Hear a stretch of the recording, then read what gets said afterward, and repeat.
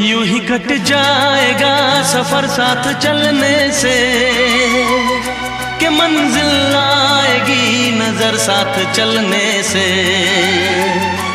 यूं ही कट जाएगा सफर साथ चलने